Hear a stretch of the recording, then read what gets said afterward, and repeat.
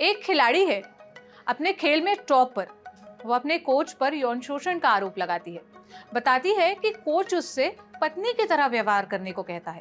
ये भी बताती है कि कोच कमरे में जबरन घुसता है और साथ सोने के लिए कहता है।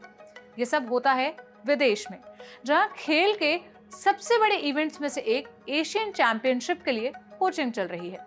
भारत की स्पोर्ट्स अथॉरिटी सुरक्षा के नाम पर उस खिलाड़ी को वापस बुला लेती है।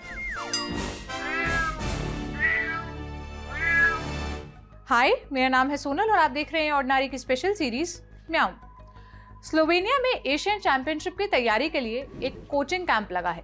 कई भारतीय खिलाड़ी वहां ट्रेनिंग के लिए गए हैं।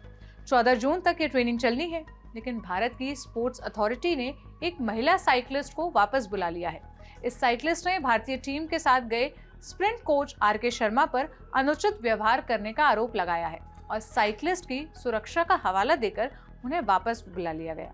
आरोपी कोच अभी भी टीम के साथ स्लोवेनिया में है। खिलाड़ी ने स्पोर्ट्स अथॉरिटी ऑफ इंडिया यानी साई को पत्र लिखा है। इस पत्र में उन्होंने आर.के. शर्मा पर गंभीर आरोप लगाए हैं। इंडियन एक्सप्रेस की एक रिपोर्ट के मुताबिक साइकिलिस्ट ने अपनी शिकायत में बताया है कि शर्मा ने कथित तौर पर उन्हें अपनी पत्नी बनने और साथ सोने के लिए कहा। शिकायत के मुताबिक जब खिलाड़ी ने कोच की बात मानने से इनकार कर दिया तो कोच ने धमकी दी कि उन्हें नेशनल सेंटर ऑफ एक्सीलेंस यानी कि NCOE से बाहर निकाल दिया जाएगा और ये सुनिश्चित करेंगे वो कोच की वो सड़क पर सब्जी बेचे।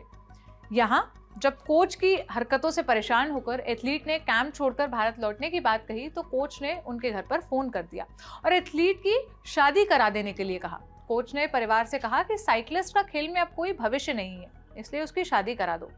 खिलाड़ी द्वारा लगाए गए आरोपों पर थोड़ा डिटेल में बात कर लेते हैं।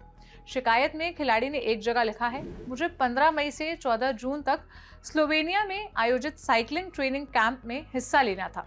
सारे अरेंजमेंट हो चुके थे।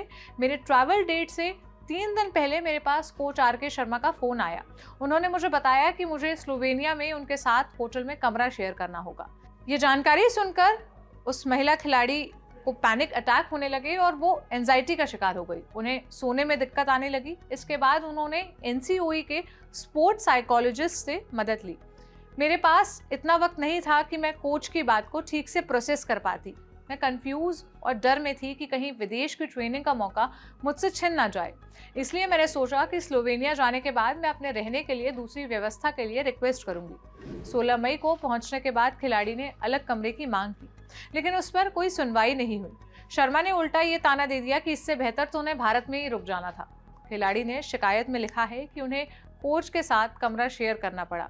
खिलाड़ी ने बताया कि टीम के सपोर्ट स्टाफ की मदद से यह मामला साई की अथॉरिटीज तक पहुंचा और उसके बाद उन्हें अलग कमरा असाइन किया गया। शिकायत के मुताबिक 19 मई को शर्मा ने कथित तौर पर खिलाड़ी को अपने कमरे में बुलाया। शर्मा का कहना था कि खिलाड़ी को पोस्ट ट्रेनिंग मसाज की जरूरत है। खिलाड़ी कमरे में नहीं गई। शिकायत के मुताबिक 25 मई को खिलाड़ी को एक इवेंट के लिए जर्मनी जाना था पुरुष टीम के साथ, लेकिन शर्मा ने कथित तौर पर उसे ले जाने से मना कर दिया, अलग कमरा न होने की बात कहकर। हम बार बार यहाँ पर कथित तौर पर के शब्द का इस्तेमाल कर रहे हैं, वो इसलिए कि अब तक ये सारी बातें जो खिलाड़ी की तरफ से शिकायत दर्ज कराई गई है उसके जरिए सामने आई है। ना साई ने इस पर कोई बात कही है, ना ही अब तक इसकी जांच पूरी हुई है। इसीलिए आरोपों को बताते वक्त हम इस शब्द का इस्तेमाल कर रहे हैं। खिलाड़ी की शिकायत के मुताबिक 29 मई को कोच जर्मनी से लौटे। सुबह 7 बजे मेरे कमरे के दरवाजे पर खटखट हुई। मैंने दरवाजा खोला तो कोच सामने थे। वे जबरदस्ती मेरे कमरे में घुस गए, मेरे बेड पर लेट गए। जब मैंने उनसे जाने की रिक्वेस्ट की तो मुझे अपनी तरफ खींचने लगे। मुझे अपने साथ सोने के लिए कहा। उन्होंने कहा कि मुझे उनकी पत्नी की तरह बर्ताव करना चाहिए क्योंकि वो मुझे बहुत पसंद करते हैं और मुझे अपनी पत्नी बनाना चाहते हैं। खिलाड़ी ने अपनी शिकायत में लिखा है कि इस घटना ने उन्हें शॉक और पैनिक में डाल दिया।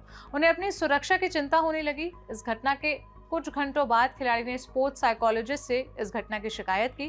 खिलाड़ी को कोच का इस तरह का व्यवहार बर्दाश्त नहीं था। उन्होंने कैंप छोड़ने का फैसला किया और टारगेट ओलंपिक पोडियम स्कीम के CEO पुष्पेंद्र गर्ग से बात की, जिन्होंने खिलाड़ी का टिकट बुक किया। ये पूरा मामला है। खिलाड़ी की शिकायत के मुताबिक कोच उनके साथ जबरदस्ती करने की कोशिश कर रहा था।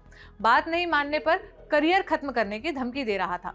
परिवार पर उसकी शादी करवा देने का दबाव बना रहा था और कोच की हरकत से परेशान होकर खिलाड़ी को एक फॉरेन ट्रेनिंग कैंप से बाहर होना पड़ा। साई और साइकिलिंग फेडरेशन ऑफ इंडिया ने इस केस में अपनी अलग अलग जांच कमेटी बनाई है और खिलाड़ी को न्याय दिलाने की बात कही है, लेकिन आरोपी अभी भी उसी ट्रेनिंग कैंप में है और विक्टिम ट्रेनिंग से बाहर हो गई है। इस केस में कहा जा सकता है कि विक्टिम ने खुद कैंप से बाहर होने की बात कही थी, लेकिन विक्टिम को इस फैसले के पीछे वो डर था जो कोच की हरकतों की वजह से उसके मन में आया।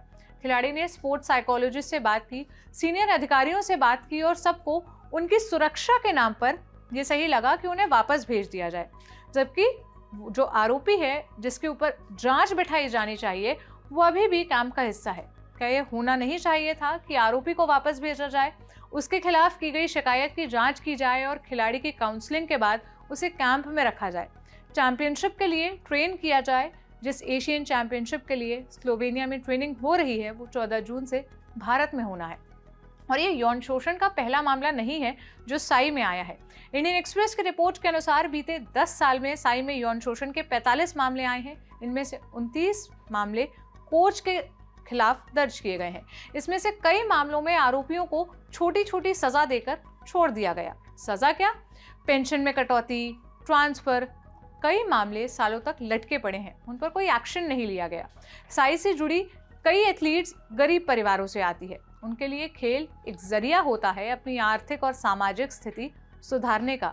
ऐसे में कई प्लेयर्स अपने साथ होने वाली इस तरह की घटनाओं को नज़रअंदाज करती हैं।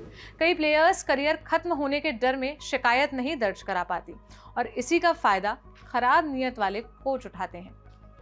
आप क्या सोचते हैं इस पूरे मसले पर? आपकी क्या राय है? आप मुझे कमेंट सेक्शन में बताइएगा। कैसा लगा ये एपिसोड ये भी बताइएगा। अब मुलाकात होगी कल एक नए एपिसोड के साथ। अपना ख्याल रखिए। शुक्रिया।